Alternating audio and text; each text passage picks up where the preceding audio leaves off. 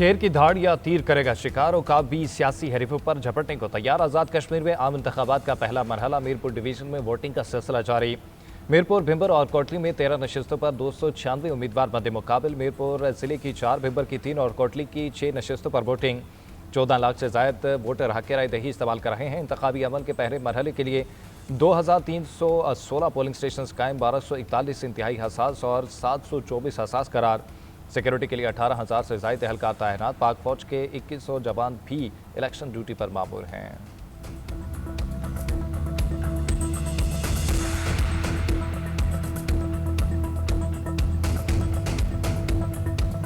बहुत अच्छी पोलिंग जा रही है हमारे इधर सेक्टर में। असल में मुकाबला चौधरी सईद साहब का और यासर सुल्तान का है, बाकी तो छोटी छोटी मामलात हैं। वो वोटर भी इंशाल्लाह कशमकश लगे ना अपने अपने, लेकिन ज़्यादा जो गैदरिंग है ना वो इधर कॉलेज के नज़दीक ख्वाजा तैयार पहलवान की है। जी, तो पहले भी 5 साल पहले आई थी, तब ये सड़कें ऐसे हैं, आज भी कोई सड़क ठीक नहीं करवाता। आज़ाद कश्मीर कानून साज असम्बली के इलेक्शन के लिए इंतखाबी सरगर्मी अरूज पर। वोटर्स का जोश व खरोश अरूज पर है। शहरियों की बड़ी तादाद वोट डालने के लिए पोलिंग स्टेशन के बाहर मौजूद। ख़वातीन की बड़ी तादाद भी हक राय दही के लिए निकली। पोलिंग के अमल पर इत्मीनान का इज़हार। वोटर्स का कहना है कि हालात बिल्कुल ठीक है, कहीं कोई मसला नहीं, लोग वोट डालने के लिए तैयार हैं।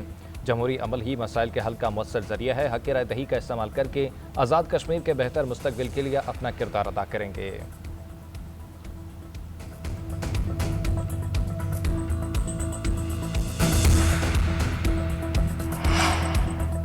कोटली में 2 प्रिजाइडिंग अफसरान पोलिंग स्टेशन पहुंचने के बजाय निजी रिहाइश का चले गए। इलेक्शन कमीशन का फौरी एक्शन। तर्जुमान इलेक्शन कमीशन के मुताबिक दोनों प्रिजाइडिंग अफसरान को मुअत्तल करके गिरफ्तार कर दिया गया। पोलिंग बैग्स फौरी तहवील में दे दिए। नए प्रिजाइडिंग अफसरान तैनात। तर्जुमान का कहना है कि पोलिंग का अमल शफाफ, गैर जानिबदार और बिला तातुल जारी रखा जाएगा।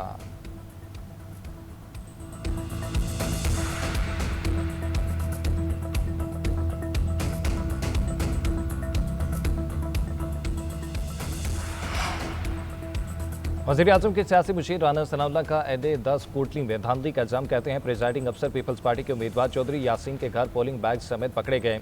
मुतल्लिका प्रिजाइडिंग अफसर और पटवारी से तफ्तीश कराएं और इस वारदात का जवाब दें। इंक्वायरी के नताइज सामने आने तक हल्का अहदे 10 में इंतखाब रोका जाए। इंक्वायरी के हक़ाइक़ सामने आने तक इस हल्के के नताइज कबूल नहीं करेंगे।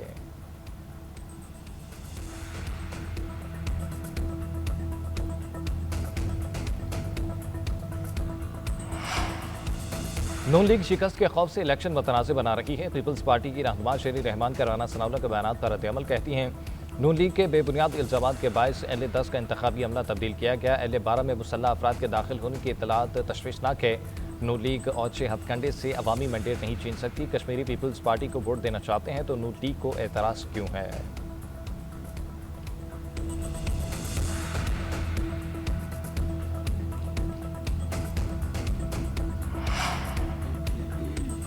कश्मीर आदमी सतह पर तस्लीम शुदा मुतनाज़ इलाका है। भारत हक़ाइक़ मस्क नहीं कर सकता। कौमी सलामती के लिए हमारा अज़्म गैर मुतसलसल है, इसे आज़माया नहीं जाना चाहिए। भारत की गैर जिम्मेदाराना बयानबाजी खित्ते में 2 रियासतों के दरमियान बायस बन सकती है। मुज़ाकरात पर यकीन रखते हैं मगर सलामती पर आंच नहीं आने देंगे। वज़ीर दिफा ख्वाजा आसिफ का भारत को 2 टोक पैगाम। कहते हैं मसला कश्मीर को जारहाना बयानात और सियासी दबाव से तब्दील नहीं किया जा सकता। ऐसे बयानात मकबूजा कश्मीर की हैसियत नहीं बदल सकते।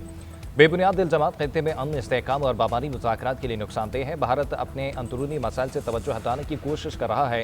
तनाज़े का हल अक़वाम मुत्तहिदा की करारदादों और कश्मीरियों की राय पर होना चाहिए।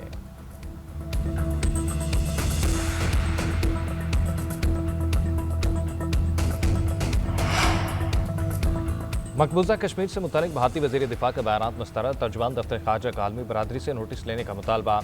ताहिर हुसैन अंद्राबी का कहना है कि जम्मू कश्मीर तनाज़ा अक़वाम मुत्तहिदा के एजेंडे पर मौजूद है। भारतीय वज़ीर दिफा का बयान जम्मू कश्मीर तनाज़े के हक़ाइक़ को मस्क नहीं कर सकता। भारत के बेबुनियाद इल्ज़ामात का मकसद मकबूजा जम्मू कश्मीर पर कब्जे से तवज्जो हटाना है। भारतीय हुकूमत इलाक़ाई और आलमी अमन व सलामती ख़तरे में डालने की पॉलिसी पर गामज़न है। पाकिस्तानी अवाम और हुकूमत के आज़म को कमज़ोर ना समझा जाए। किसी भी मुहिमजोई का जवाब देंगे।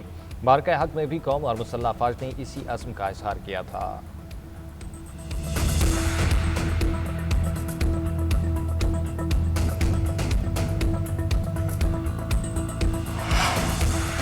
कल PLA की अगवा बराए तावान और दीगर मुजरिमाना सरगर्मियाँ बेनकाब। दहशतगर्दों ने खड़कूचा से 2 शहरियों को अगवा किया। कोरियर कंपनी के मालिक से 2.5 करोड़ रुपए तावान मांगा गया। अदम अदायगी पर मंगवियों के कत्ल की धमकियाँ दी। BLA दहशतगर्दी तक महदूद नहीं, डकैतियों, अगवा और भत्ताखोरी में भी मुलव्विस है। माली वसाइल के लिए शहरियों को निशाना बनाना दहशतगर्दी की माली मुआवनत को जाहिर करता है।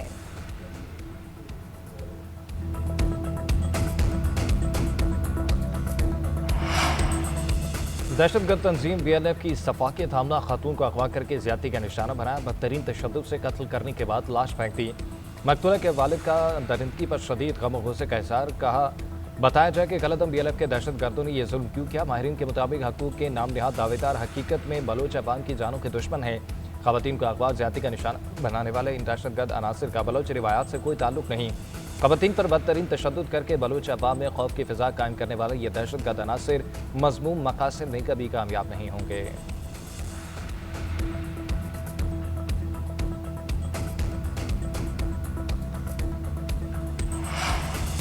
फितनल हिंदुस्तान के दहशतगर्द उस्मान से अहले खाना के लाताल्लुकी का ऐलान। अहले खाना भी खुलेआम नफरत का इजहार कर रहे हैं। दहशतगर्द उस्मान की वालिदा ने बताया कि कुछ अर्सा कबल उस्मान अपनी मर्जी से अपने घर और ख़ानदान से अलहदा हो गया था। इसने रब्ता करने की कोशिश की मगर मैंने कोई बात नहीं की। मेरा शोहर, बच्चों का उस्मान के साथ कोई ताल्लुक नहीं।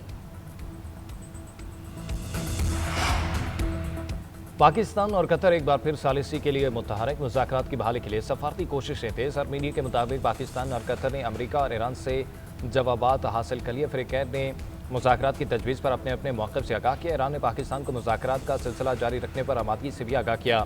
बताया कि मुज़ाकरात से दस्तबरदार नहीं हुए, मुअत्तल किए हैं। बातचीत उसी मरहले से शुरू हो गई जहाँ रुकी थी।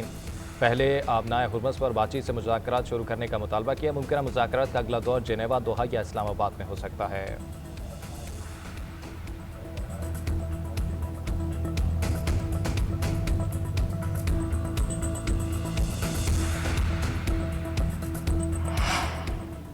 अमेरिका के साथ पैगामात का तबादला सालिसों के जरिए जारी है। ईरानी वज़ारत ख़ारजा के तर्जमान इस्माइल बक़ई की सालिसे की कोशिशों की तस्दीक कहते हैं पाकिस्तान और कतर पैगामात का तबादला कर रहे हैं। हमारी अव्वलीन तरजीह हमलों के दौरान अपनी खुद मुख्तारी का दिफा करना है। मुफाहमती यादाश्त के तहत 30 दिन में आपने हुकूमत से महफूज आमदोरफ्त का वादा पूरा किया।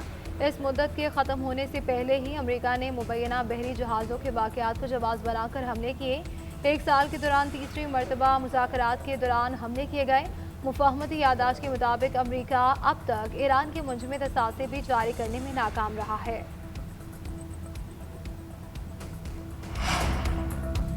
अमेरिका के पास असलहे के ज़खायर मौजूद या नहीं, ट्रंप इंतजामिया और अमेरिकी फ़ौज के मतज़ाद बयानात। अमेरिकी सदर के असलहा ख़त्म होने की खबरों की तरदीद।